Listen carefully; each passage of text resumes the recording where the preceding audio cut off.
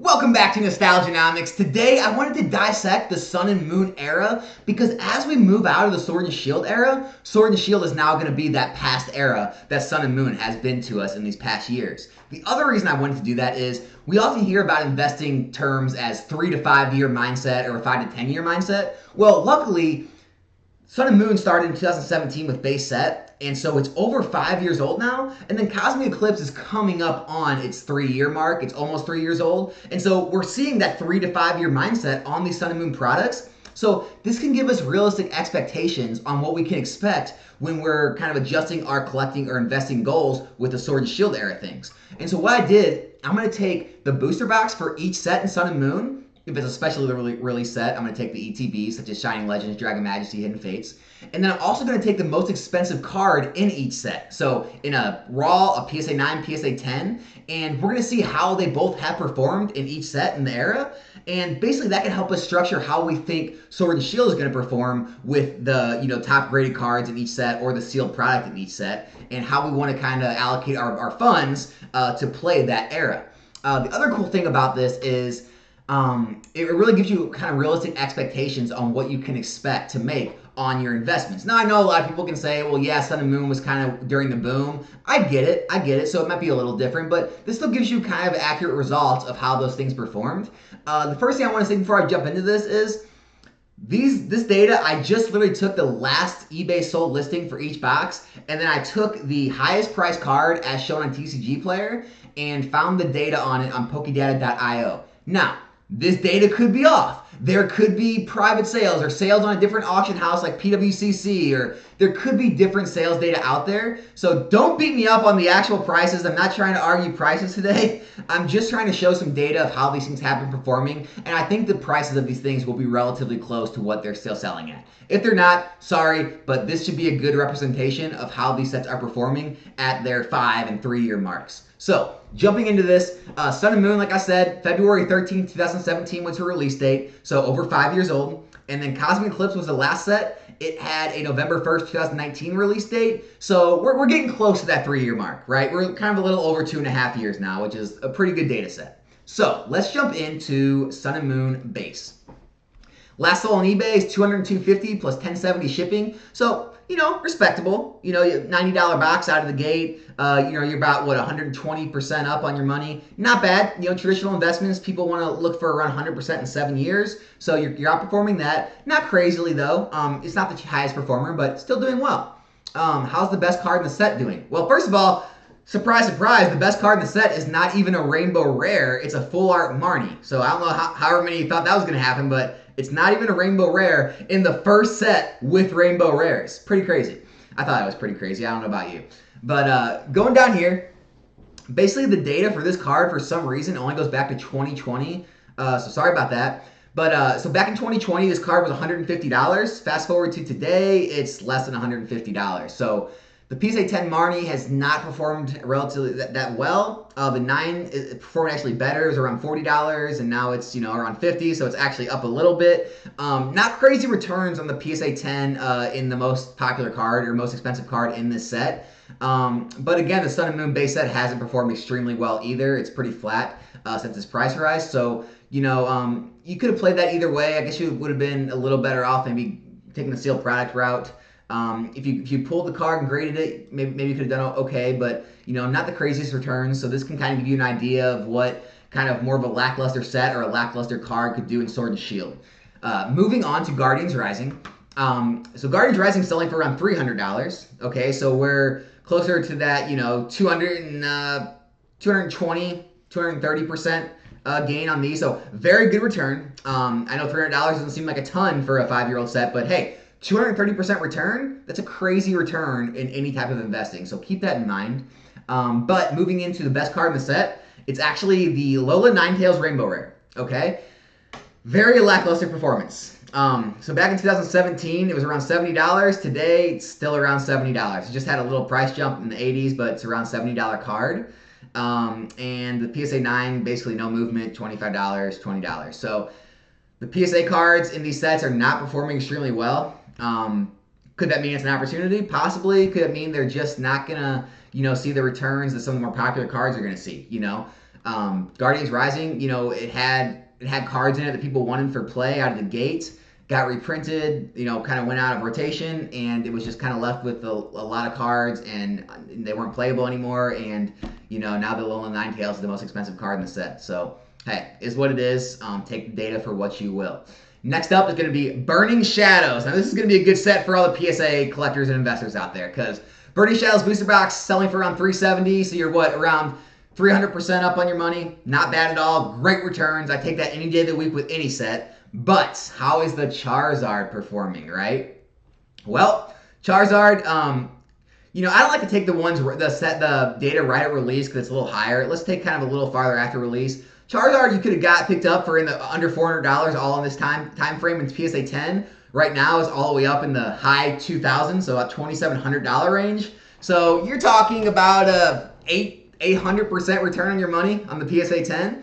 The 9's a little less than that. The 9 you could have picked up in the mid hundreds, and now it's up in the mid fives. And so you're looking at more of like a, what is that, 300-400% return, kind of more of that booster box return on your money.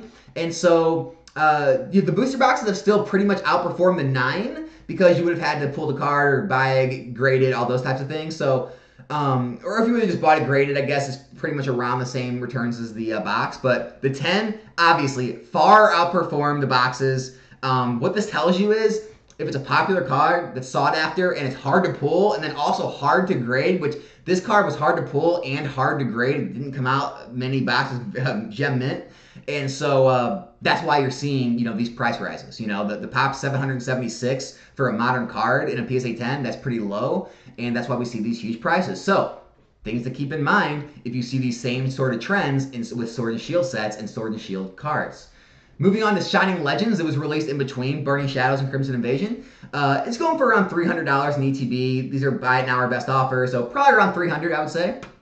So very good returns. That's an ETB. Those were $50 out of the gate. You're talking like a 500% return on your money. It's 600% up from the retail price. So crazy returns on this sealed product. One of the best investments in Sun and Moon era you could have made. Best card in the set is going to be the Mewtwo, right? The Mewtwo GX. Secret Rare. It's performing very well as well. So again, I don't want to take those prices right out of the gate because I always tell people, don't buy the singles, don't buy the you know, PSA graded stuff right out of the gate. Let the supply kind of come onto the market and then decide. So once the supply hit the market, you basically had years where you could have bought it under $100. It's not like you had to time it perfectly. You could have bought this for years under $100 after it kind of came down after the initial release. So we're going to take somewhere around like a $75, $80 price point, I think is fair. And now it's looking around $400. Okay, so you're looking at over a 400% return on your money. Not going to be quite as good as what the ETB was, but pretty close. So I think there really wasn't like a right or wrong way to go on this.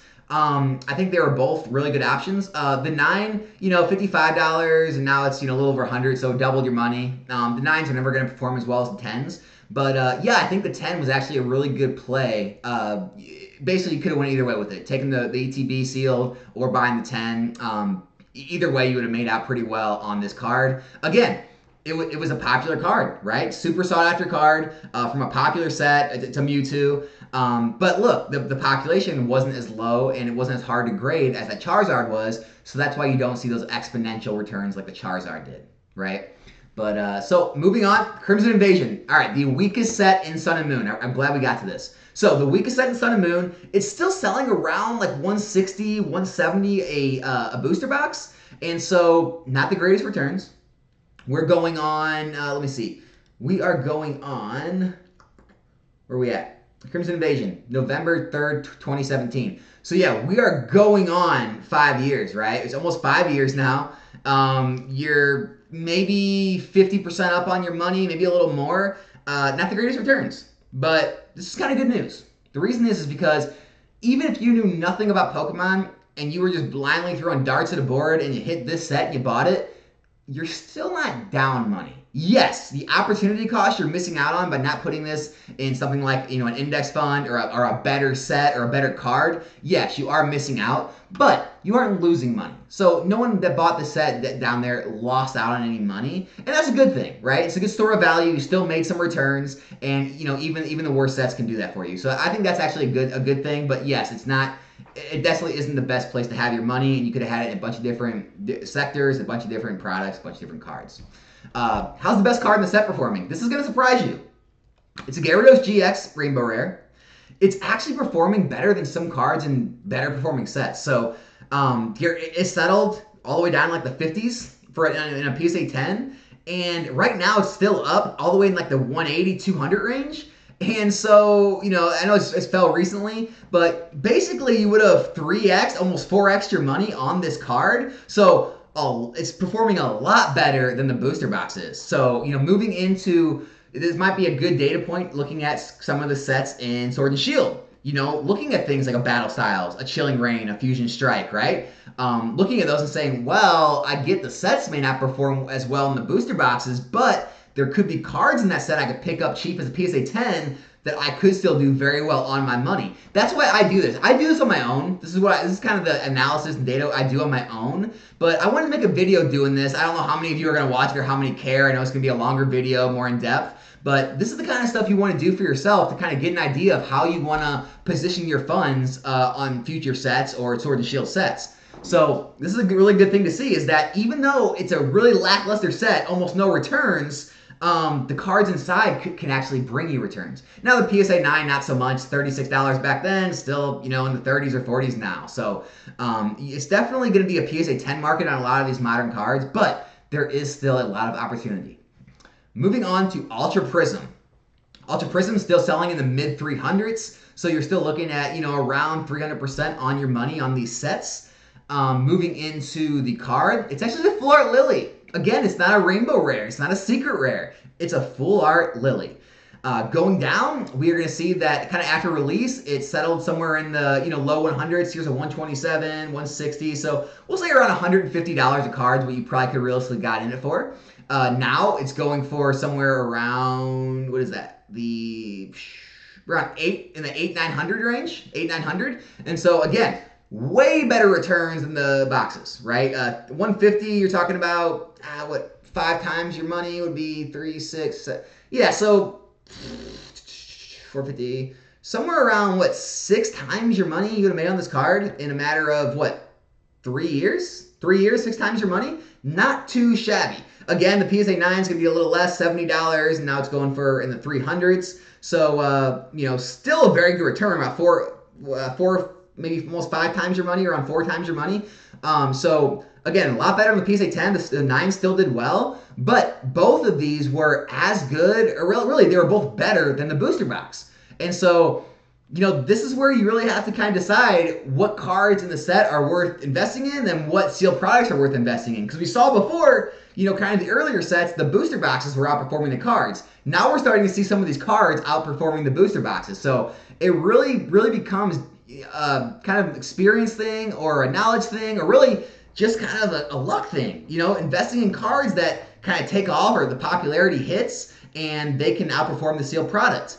I think overall, sealed product's going to be more stable, but I think overall with graded cards, you're going to see more exponential returns when you get them right. So keep that in mind. Moving on to Forbidden Light. So Forbidden Light's in the mid 2s. This is $275. Here's a $240 plus shipping. You know, $299. So we'll say in the mid 2s. So, you know, you made, what, 150%-ish on your money. Not bad at all. You know, you're still ahead of any traditional investment. This is into 2018 now, so we're talking only about 4 years. Still good returns. Not bad at all. The card, Greninja Rainbow Rare, is going to be the top performing card in Forbidden Light. How is it doing? Well, very well. It was $65 back in 18. Well, it's not doing very well now. It's only double its money, but it was way up. I mean, you would have been, at its peak, almost 10 times your money. A lot of the hype's worn off, so it's down to only about double your money now. The 9s are actually performing better in some cases. I mean, it was around 20s and 30s, and now it's up to 100, so it's like 5 times your money. So it's actually outperforming the 10 a little bit. I think the 10 got overhyped, and then a lot of people dumped it because of the hype, so I think that's why it's kind of overcorrecting right now. But these are the types of things you can see, right? These are the types of patterns you can see where, you know, if you stay in tune to the market and you hit these things, you could have taken your gains up here and made those 8-9 times your money. But again, that's the difference in playing, the card market compared to the sealed product market. The sealed boxes never saw anywhere near those types of movements. They see more of a steady growth and then like a steady decline. So keep that in mind when you are playing the cards versus the boxes. If you are getting in near the bottoms, you're going to be safe. If you're trying to get in after you've seen price rises, if you've already seen the card kind of rise in the near term, keep in mind that you could see these types of falls. So be careful. Be careful. Celestial Storm. It's going for around $400 a booster box. So we're talking like, over 400% of what it was, of what the cost was when it was new. So you could have made like over 300% gains on your money. The card though, again, not a rainbow rare, not a secret rare, just a regular full art Elijah. All right, how's it doing? Well, PSA 10, 77 bucks back in 18. How's it doing now? It's up in the 400s. You're talking about a 500% return in about 4 years. Far outweighing the booster boxes, okay? The 9's even performing really well. You could have got it in like, $18 for a 9. Still even in 2020, $40 for a 9, it's up in the 200s, okay? So you're talking, 10x your money. You're talking, even if you got it at $40, you're talking, what is that? Like six times your money at $40. So the 9s are killing it. The 10s are killing it. Another example of when, taking a risk on those cards, like the full arts, can actually outpace the sealed products. So again, take this information, do with it what you will. Use this information in the Sword and Shield era as it ages. Next up is going to be Lost Thunder. So Lost Thunder is going to be $330 a box. So again, about 300% return on your money. Moving into the most expensive card is going to be the Lugia GX Secret Rare, Rainbow Rare, whatever you want to call it. Performing pretty well. You could have got this card for $86 back in 19. Now it's up in the high 600s, low 600s maybe. So about 8 times, 800% return on your money. The 9's the same way. Could have got the 9 back for $20, $30, and now it's up to, in the 2s, almost 300. So you're talking, again, 900% return on your money. Far outpacing the steel product. You're killing it with this card. So again, take this data what you will. If you are getting into cards like this in Sword and Shield, I've already seen a spike, like a Moonbryon. Just remember, from the peaks, these saw $1,500, and now they're down $600. So you're over 50% of your money gone, okay, from the peaks. So just remember that, because the Lost Thunder booster boxes, they didn't fall near that from their peaks. So just remember, when you're investing in the sealed product, it's going to be a longer, safer, I guess, nothing safe, right? But, more stable price rise. And a more stable price decline in the declines. And with the PSA cards, they're going to be a more intense price rise, but also a more intense decline. But if you play it right, you can catch a lot more profit on the way up. So next up is going to be the Dragon Majesty ETBs. These are up in the 300s now, just like Shining Legends. So these are the same thing, about 600% return from retail price. The best card in that set's going to be the Altar Necrozma. So look, this is one of those situations where it's completely opposite from what we've been seeing in the last few sets. So you have a 600% return on the ETBs, but the best card in the set was 225 back in 18, and now it's 150, right? The 9's the same way, right? There's no growth, if not, it's actually down in half. So this is one of those things where the set does not correlate to the singles inside, okay? So just because Dragon Majesty is doing great as a sealed product doesn't mean the singles can do great as well. So just keep that in mind moving forward, that you really need to be a good set picker, be a good card picker if you want to make those kind of returns. If you want to do a deep dive for yourself, I don't have an hour. I don't want to spend an hour doing this on a YouTube video, but if you want to do a deep dive into each one of these sets and see how a bunch of cards have performed, give you a better outlook, you can do that. But I just want to take the top card in each set, and top card in this set is not performing. You'd have been far better off getting the sealed product. Next up is going to be Team Up. All right, Team Up. First tag team cards, right? Still selling for in the mid 6s a box. I think sometimes it goes in the 7s, here 6s. So mid 6s a box, not bad at all. You're 800% off on your money. It's crazy.